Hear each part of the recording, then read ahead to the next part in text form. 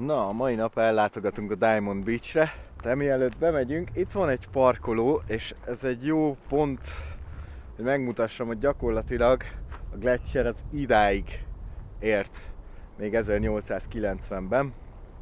Úgyhogy most megnézzük, mennyit zsugorodott. És ez nem a szokásos parkoló, ahol általában a nagy tömeg megáll.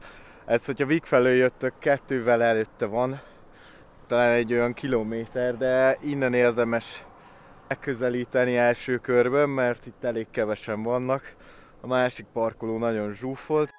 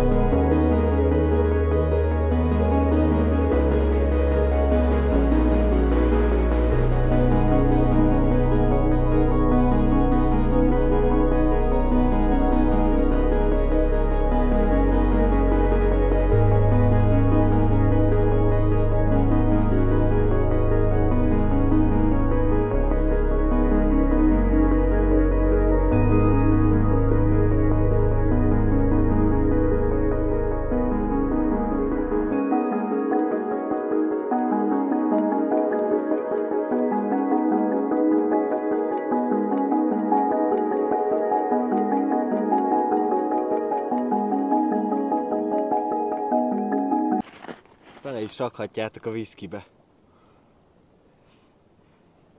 Tök átlátszó. Nagyon komoly.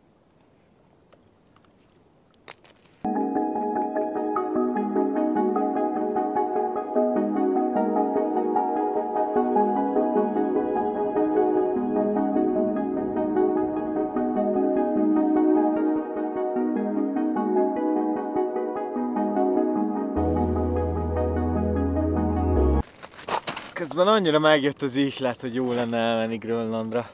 Én annól találtam egy törzset, akik 40 napig a teljes sötétségben élnek, ez már az észak-nyugati grönlandi rész. Egyszer jó lenne őket meglátogatni, de hát ezek a túrák azért pár millióba belefájnak, úgyhogy majd egyszer. De egyszer elmegyünk és megnézzük, hogy élnek ott. 40 nap teljes sötétség.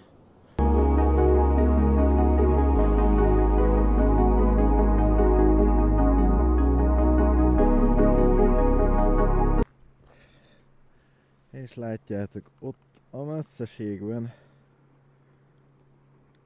most már onnan kezdődik a Gletscher. Ez 120 év. 130. És ez nem egészen természetes ez a folyamat. És még nem tudjuk mennyi ideig láthatjuk. Úgy természetes folyamat persze, hogy leszakadoznak a jégtömbök róla, és látványos is, de ez egy elég kettősség, mert alapvetően gyönyörű, de azért aggasztó is, hogy milyen gyorsan fogy.